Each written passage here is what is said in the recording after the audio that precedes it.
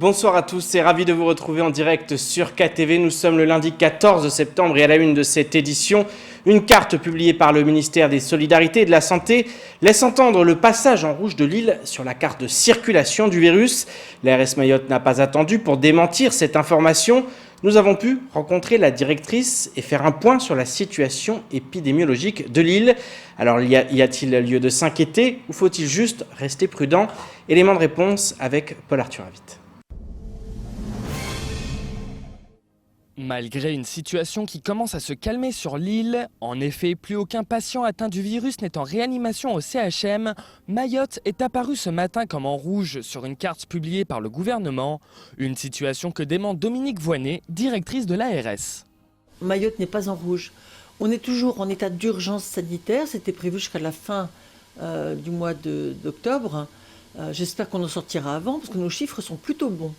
On est toujours dans la zone orange, cette espèce d'entre-deux, avec de moins en moins de cas jusqu'à la fin du mois d'août.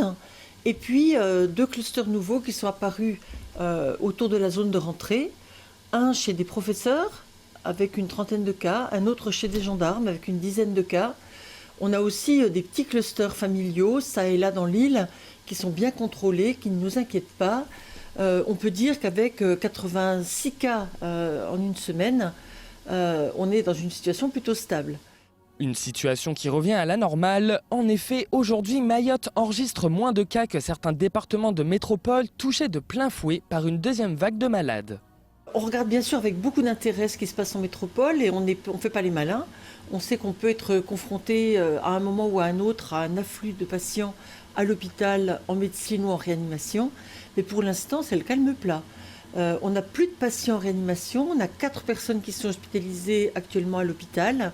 La quasi-totalité des nouveaux cas sont des cas asymptomatiques chez des personnes donc, qui ne se sentent pas malades mais qui se testent parce qu'elles rentrent de voyage ou parce qu'elles veulent partir ou parce qu'elles sont en contact de personnes qui ont elles-mêmes été diagnostiquées positives. Pour pouvoir éviter de contracter le virus, le plus simple est d'appliquer les gestes barrières. Gestes barrières compliqués à appliquer dans certains quartiers où l'eau indispensable pour se laver les mains n'est disponible que 2 jours sur 7. Une situation que Dominique Voynet déplore et appelle au civisme de la population. Quand on remet en eau, si tout le monde prend de l'eau en même temps, ceux qui sont le plus loin n'en ont pas assez ou n'en ont que plusieurs heures après les premiers. C'est un problème de civisme. Ne prélever que l'eau dont on aura besoin, ne pas faire des stocks qui seront inutiles. Ça suppose qu'on ait confiance dans le rythme d'alimentation et donc que la SMAE prévienne bien en amont. C'est important parce qu'on a besoin d'eau en ce moment. Si on demande aux gens de se laver les mains, si on demande aux gens de renforcer l'hygiène dans l'appartement, de bien respecter les gestes barrières, ça suppose d'avoir accès à de l'eau potable et de ne pas avoir à jongler pour pouvoir les respecter.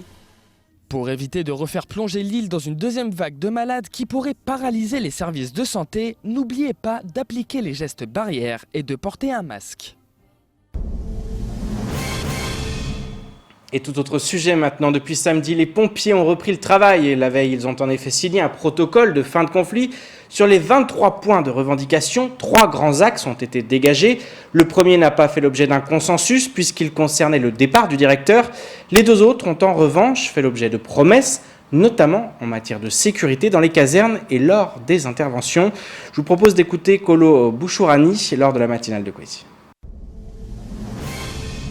Je pense que c'est simple, il n'y a pas de miracle à faire. Maintenant, j'espère que vous avez fait un peu le tour des casernes. Vous allez à Pamandi, c'est un passoire. N'importe qui peut rentrer et à tout moment. Vous allez sur Kahani, c'est du grillage auquel n'importe qui peut venir déchirer et passer. Ce ne sera plus le cas.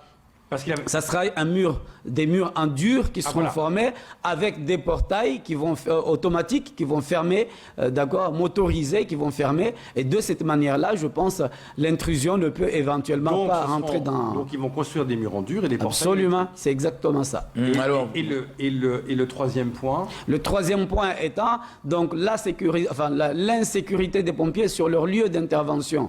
Vous aurez remarqué qu'à chaque fois qu'ils vont en intervention, ils ramassent des caillassages. Ils sont poignardés, il y a plein de choses qui se passent. Là, les deux missionnaires qui sont venus sur Mayotte se sont engagés et ils sont allés voir et la gendarmerie de Mayotte et la police en vue de discuter, et ça a été fait. La discussion a été faite pour que les pompiers, à chaque fois qu'ils auront à intervenir sur des lieux difficiles, qu'ils soient accompagnés par la police ou la gendarmerie en fonction des lieux où a lieu l'intervention. Et place maintenant au reste de l'actualité locale avec la violente agression de deux Burundais à Cavani, ou encore la disparition de Ali Abdallah, figure politique du chef-lieu. Au montage, Leslie Jumenet. Souaba Adine Ibrahim Ramadani exprime sa tristesse et celle des conseillers départementaux à l'annonce du décès de l'ancien conseiller général Ali Abdallah. Le président du conseil départemental écrit notamment, je cite, « Ali Abdallah fut conseiller général de Mamoudzou III durant 4 mandats depuis la création du canton. Il siégea également au conseil municipal de Mamoudzou. Très attaché à Passamenti, dont il fut un élu investi et impliqué, il participa à tous les combats aux côtés des grands anciens de Mayotte française à la départementalisation. Salue le président. Ali Abdallah avait été conseiller général de Mamoudzou de 1983 à 1994. Il avait été par ailleurs conseiller municipal de la commune de 83 à 95. Lors de la scission de la commune en canton, il a continué à s'investir dans la vie publique communale en devenant conseiller général du canton de Mamoudzou III de 1994 à 2008. À cette période, le canton 3 comprenait Passamenti, Tsundzou 1 et 2 et Vaïbé, avant de devenir le canton 1 en 2015. Le chanteur Goulam avait été choisi pour représenter Mayotte lors de l'événement musical L'Outre-mer fait son Olympia. Or, des voix se sont élevées pour dénoncer ce choix, l'artiste ayant des origines comoriennes. C'était pour moi une occasion en or de pouvoir redonner l'amour que ce peuple a pu m'offrir au fil de ces dernières années en tant qu'artiste. J'ai eu beaucoup de soutien auprès des Mahorais et je les ai toujours considérés comme mes frères ayant beaucoup d'attaches là-bas. Malheureusement, cette nouvelle fut la cause de plusieurs débats quant à ma légitimité à pouvoir représenter Mayotte par rapport à mes origines de base. C'est pourquoi, par respect pour ce peuple et pour ne pas être la cause de divisions et querelles grandissantes, j'ai pris la décision de me retirer de la liste des invités et de laisser la place à un artiste qui correspondra davantage aux attentes du public mahorais, a indiqué Goulam sur les réseaux sociaux. Au final, c'est Mtoro Chamou qui devrait représenter Mayotte lors de ce rendez-vous. Samedi après-midi, au rond-point des Petits Loups à Cavani, 2 ressortissants burundais ont été agressés. Ils sortaient de l'association Solidarité Mayotte. 5 étrangers en situation irrégulière seraient responsables de l'agression sans que l'on ne connaisse à ce stade de l'enquête les raisons de ce passage à tabac. Les agresseurs auraient frappé a priori avec des pierres. L'un des 2 Burundais agressés a pu prendre la fuite pendant que le second, par ailleurs professeur d'anglais, a été lourdement tabassé. Son pronostic vital est engagé, son état nécessitait une évacuation sanitaire vers l'île de la Réunion. Une enquête criminelle a été ouverte pour mettre au clair les motivations des protagonistes et pour retrouver les 5 agresseurs. Elle suit son cours et plusieurs interpellations ont déjà eu lieu. Et parlons de ces violences avant de clore cette édition. Vendredi, une action coup de poing n'est pas passée inaperçue au sein du chef-lieu. L'association Bassivo a occupé plusieurs heures durant le rond-point du commandant Passo. Le président s'est attaché à un poteau pour exprimer le ras-le-bol général face à cette violence. Aujourd'hui, tout le monde est concerné et doit agir afin notamment que la jeunesse ne soit plus le problème, mais la solution. Au montage, Leslie Vumenet. Ces images ont fait le tour de la toile. Un homme enchaîné à un poteau entouré d'individus masqués. L'association Bassivo vient d'être créée et a tout de suite souhaité faire parler d'elle. L'association existe, ça fait déjà 1 semaine maintenant, mais avant c'était juste un collectif. Et dans le but de contribuer à la paix à Mayotte. On a constaté ces derniers temps que tous les jours des agressions se produisaient devant nous et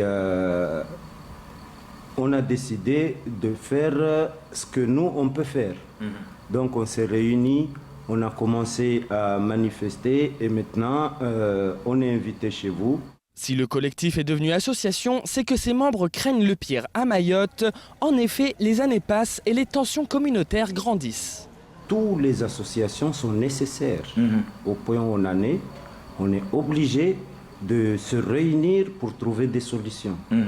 Parce qu'on a eu des spécialistes qui sont passés chez vous pour nous alerter qu'il y aurait bientôt une guerre civile ici à Mayotte. Et nous, on s'est dit, la meilleure manière de gagner une guerre, c'est de ne pas la livrer. Donc nous, on cherche les causes qui font que ces enfants nous attaquent, tout simplement. L'une des causes évidentes n'est autre que l'abandon de la jeunesse. Entre manque d'activité, manque de prise en charge, manque de structure et parfois manque d'éducation, des dizaines de jeunes plongent à corps perdu dans la délinquance. Quand vous regardez la jeunesse mahoraise, vous voyez des délinquants. Mais nous, quand on les regarde, on voit que des champions qui sont en manque de moyens. Donc on veut que l'État mette les moyens. Et si on met les moyens, on va vous prouver que la jeunesse mahoraise, c'est que des champions. Que des champions. Il y a une graine de champions ici qui n'est pas possible. Je l'ai vu avec EKM, École de karaté de Mayotte. Oui. Donc je sais de quoi je parle. Je demande juste qu'on s'occupe de cette jeunesse. S'occuper de la jeunesse, cela fait des années que cette demande revient sans cesse sur la table, mais les moyens mis en place sont loin d'être à la hauteur des besoins. C'est ainsi que s'achève cette édition. Merci de nous rester fidèles sur KTV. Je vous donne rendez-vous demain dès 19h pour tout connaître de l'actualité locale. Excellente soirée sur Quizy.